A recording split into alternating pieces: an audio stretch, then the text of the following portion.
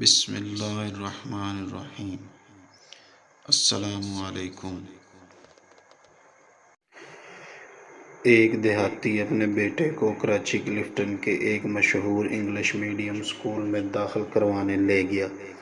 Principal نے لڑکے کا انگلش میں انٹرویو لیا اور اس کے بعد جب لڑکا ناکام ہوا تو اس کے والد سے کہا کہ آپ کا بیٹا اس ادارے کے قابل نہیں ہے، بہتر یہی ہے کہ آپ اپنے بیٹے کو واپس اپنے دیہات لے جائیں اور اس سے گائے بھینسوں کے گوبر صاف کروائیں۔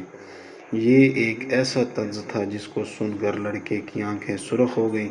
لڑکے نے پرنسپل سے کہا کہ ایک دن ضرور آئے گا جب آپ مجھ سے ملنے کے لیے ترسیں گے۔ پرنسپل یہ سن کر مسکرانے لگا۔ لڑکا اپنے باپ کے ساتھ واپس لوٹ آیا اور اس کے بعد گھر کی چھت پر سونا شروع کر دیا۔ اس کا باپ حیران ہوا کہ اس کے بیٹے کو آخر ہوا کیا ہے۔ ایک دن اس نے چھت پر جھانک کر دیکھا۔ کیمبرج یونیورسٹی کے سب سے کم عمر سائنسدان ڈاکٹر عبدالصمد بلوچ کی داستان، جن کو کراچی کے ایک اسکول پرنسپل نے کہا تھا، بہتر یہ ہوگا کہ تم گاؤں جاؤ اور اپنے والد صاحب کے ساتھ زمینوں پر مدد کرو۔ پاکستان کے صوبہ بلوچستان کے پسماندہ ضلع کیچ کے دور دراز گاؤں بلیدہ کے رہائشیوں نے کبھی سوچا بھی نہیں ہوگا کہ ان کے علاقے کے ایک غریب طبقے کے زمیندار کا بیٹا خلائی ٹیکنالوجی پر کام کرنے والا سائنسدان اور برطانیہ کی کیمبرج یونیورسٹی میں اپنے ڈپارٹمنٹ کا سب سے کم عمر سینئر ریسرچ سائنسدان اور فیلو ہونے کا اعزاز حاصل کرنے والا ہے۔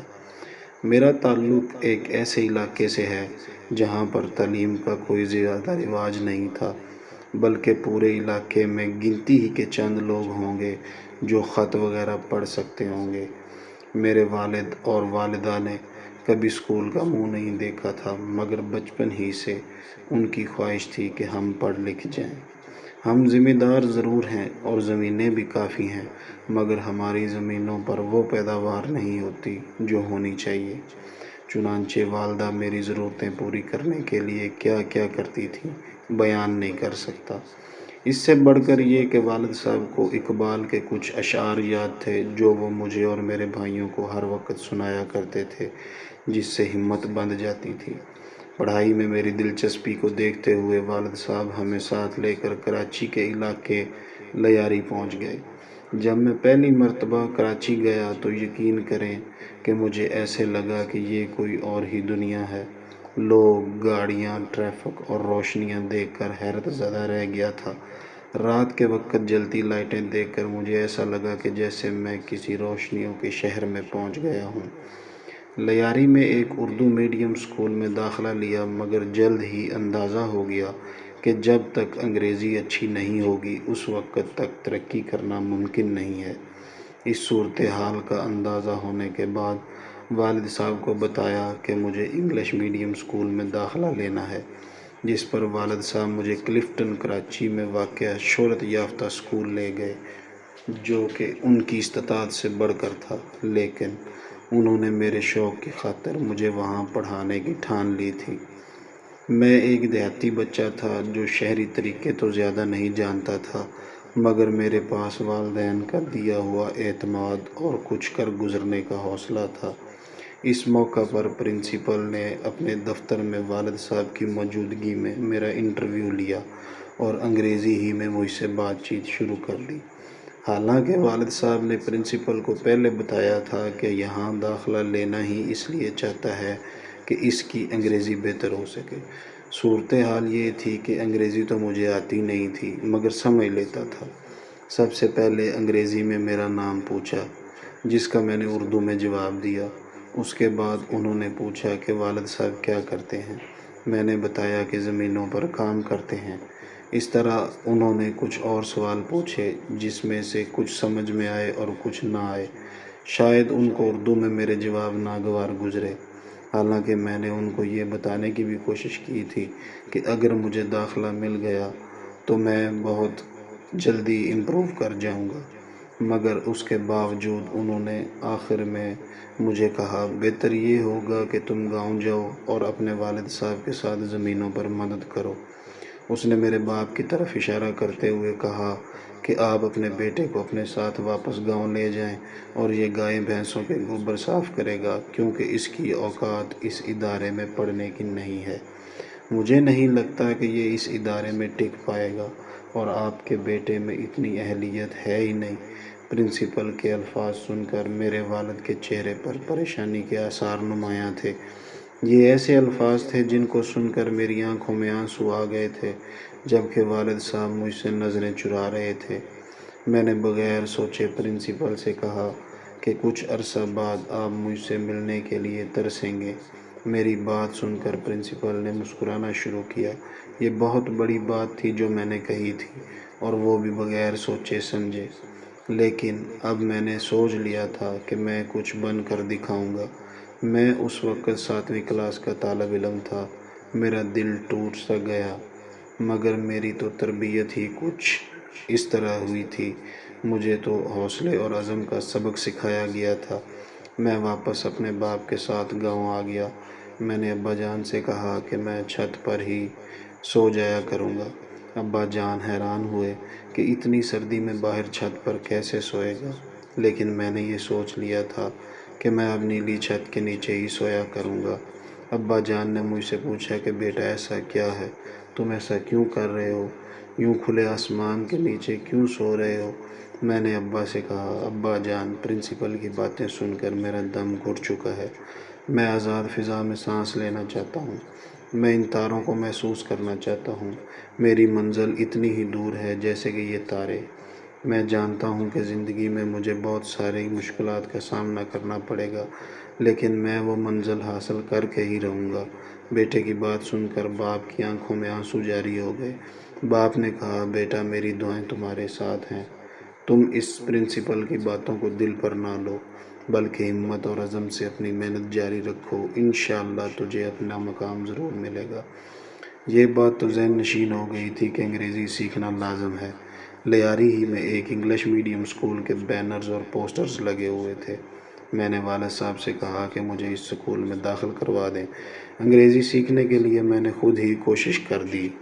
کبھی انگریزی اخبار مل جاتا تو وہ پڑھتا، کبھی گرامر کی کوئی کتاب پڑھ لیتا، ساتھ میں اسکول کے اساتذہ سے جو مدد مل جاتی اس سے پڑھائی بھی کر لیتا۔ گو یہ ایک چھوٹا اسکول تھا، لیکن کچھ اساتذہ انتہائی محنت سے پڑھایا کرتے تھے۔ جب میٹرک کے امتحان تھے تو لوگوں نے مجھے بھی نقل کرنے کی ترغیب دی، مگر میں نے انکار کر دیا کہ مجھے اپنی محنت کا پھل چاہیے، اور محنت کا پھل ضائع نہیں ہوتا۔ یہی میری والدہ کی بھی مجھ کو نصیحت تھی، اور ہوا بھی یوں ہی۔ میٹرک کا جب نتیجہ آیا تو میرا A1 گریڈ آیا تھا۔ میں نے میٹرک سن 2003 میں کیا تھا، جبکہ اسی سال کے آخر میں DG سائنس کالج کراچی میں داخلہ لینے میں کوئی دقت پیش نہیں آئی۔ مایہ ناز سائنسدان ڈاکٹر عبدالقدیر خان بھی اس کالج کے طالب علم رہے تھے۔ FSC کے دوران میں ٹیوشن بھی پڑھاتا رہا، کیونکہ ظاہر ہے والدین پر اتنا بوجھ نہیں ڈال سکتا تھا، لیکن اس کی دوسری وجہ یہ بھی تھی کہ مجھے درس و تدریس اور تحقیق سے دلچسپی تھی۔ مجھے لگا تھا کہ اگر میں پڑھاؤں گا تو زیادہ سیکھوں گا، اور ہوا بھی یوں ہی۔ FSC کا سلسلہ اسی طرح چلتا رہا، اور جب نتیجہ آیا تو یہاں پر بھی میں نے A1 گریڈ حاصل کیا۔ FSC کے بعد خیبر پختونخوا کے شہر صوابی میں غلام اسحاق خان انسٹی ٹیوٹ of engineering science and technology میں داخلے کے لیے انٹری ٹیسٹ دیا۔ تیاری پوری تھی، چنانچہ انٹری ٹیسٹ شاندار طریقے سے پاس کیا اور 100% اسکالرشپ ملی۔ میرے بھائیوں نے تعلیم کو عملاً خیر آباد کہہ دیا تھا۔ وہ چھوٹے موٹے کاروبار کر رہے تھے، جس سے وہ ہر ماہ مجھے معقول سی رقم بھیج دیتے تھے۔ یہ رقم مجھ جیسے طالب علم جس کی ساری توجہ تعلیم پر تھی کافی تھی، جبکہ یونیورسٹی کی تعلیم تو تھی ہی اسکالرشپ پر۔ مطلب یہ کہ 7ویں کلاس میں کراچی آنے کے بعد جو مسائل شروع ہوئے تھے وہ FSC کرنے اور یونیورسٹی میں داخلہ لینے کے بعد ختم ہو چکے تھے، اور کامیابیوں کا سفر شروع ہو گیا تھا۔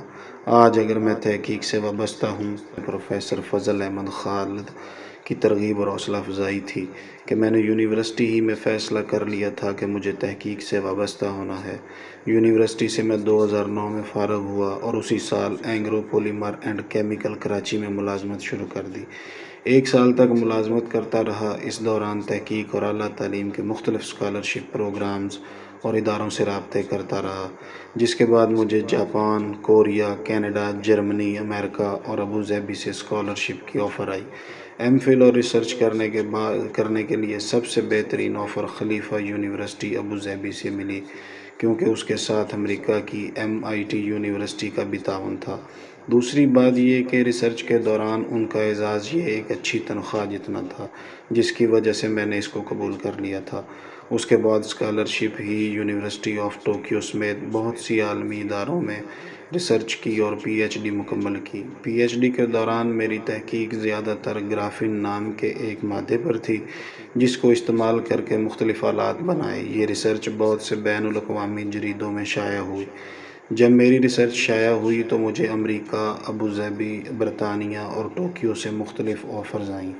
میری ریسرچ کیمبرج یونیورسٹی کے ایک مایہ ناز سائنسدان کو اچھی لگی، جنہوں نے مجھے وہاں جاب آفر کی۔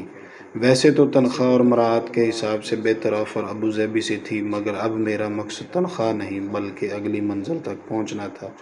چنانچہ میں نے کیمبرج یونیورسٹی سے آنے والی آفر کو قبول کیا، کیونکہ مجھے تحقیق کے میدان میں کام کرنا تھا اور شاید دنیا بھر میں تحقیق کے حوالے سے سب سے زیادہ بہتر سہولتیں اور ماحول کیمبرج یونیورسٹی ہی میں دستیاب ہے، جہاں سے نیوٹن اور اسٹیفن ہاکنگ جیسے سائنسدان بھی منسلک رہ چکے ہیں۔ 2 سال تک کیمبرج میں ریسرچ سائنسدان کی حیثیت سے کام کرنے کے بعد مجھے سینئر ریسرچ سائنسدان کی حیثیت سے کام کرنے کا موقع ملا ہے۔ مجھے پتہ نہیں، مگر کہا جاتا ہے کہ کیمبرج میں ریسرچ سائنسدان سے سینئر سائنسدان کا درجہ حاصل کرنے کے لیے 2 سال بہت ہی کم عرصہ ہے، اور مجھے بھی یہ لگتا ہے کہ میں وہاں پر سب سے کم عمر سینئر سائنسدان ہوں۔ کیمبرج میں جانے کے بعد بہت سے یورپی کمپنیوں اور اسپیس ایجنسیوں کے ساتھ مل کر اسپیس ٹیکنالوجی سے منسلک آلات بنائے۔ ان آلات کو ٹیسٹ کرنے کے لیے وقتاً فوقتاً خلائی جہاز اور مصنوعی سیارے لانچ کرتے ہیں، جن میں پیرابولک فلائٹ، ساؤنڈنگ راکٹ اور دیگر اسپیس کرافٹ شامل ہیں۔ گرافین کو پہلی مرتبہ خلا میں بھی لے جانے کا موقع ملا۔ مختلف تحقیقات بھی جاری ہیں، جس میں سینئرز کے علاوہ خلا میں اگر جسم پر زخم لگ جائے تو اس کو کس طرح بھرا جا سکتا ہے، اس پر بھی کام جاری ہے۔ اس کے علاوہ پاکستانی طالب علموں کے لیے برطانیہ کی کچھ تنظیموں کے ساتھ مل کر ایک پروجیکٹ شروع کر رہے ہیں، جس میں ان کو سیٹلائٹ کی سہولت فراہم کرنے کی کوشش کر رہے ہیں۔ اگر مجھے موقع ملا تو اپنے ملک میں جا کر کام کرنے پر فخر محسوس ہوگا۔ زندگی کی اس دوڑ اور اپنی کامیابی سے میں نے یہ سبق سیکھا ہے کہ لوگوں کی تنقید اور طنز بھرے فقرے آپ کے لیے مفید بھی ثابت ہو سکتے ہیں۔ یہ آپ پر ڈیپینڈ کرتا ہے کہ آپ ان کو کیسا جواب دیتے ہیں، آپ کا رد عمل یہ پروپیگنڈا کرتا ہے کہ کسی کے طنز یا کیسا جواب سے آپ مایوس ہو جاتے ہیں یا پھر آپ کو ایک نئی انرجی ملتی ہے۔ مجھے اس اسکول کے پرنسپل کا فقرہ آج بھی یاد ہے۔ پرنسپل صاحب کے اس طنزیہ فقرے کے بعد مجھے ایک نئی طاقت ملی تھی۔ اپنے والدین کی دعا کی بدولت اور اپنی محنت کی وجہ سے میں ایسے مقام پر پہنچا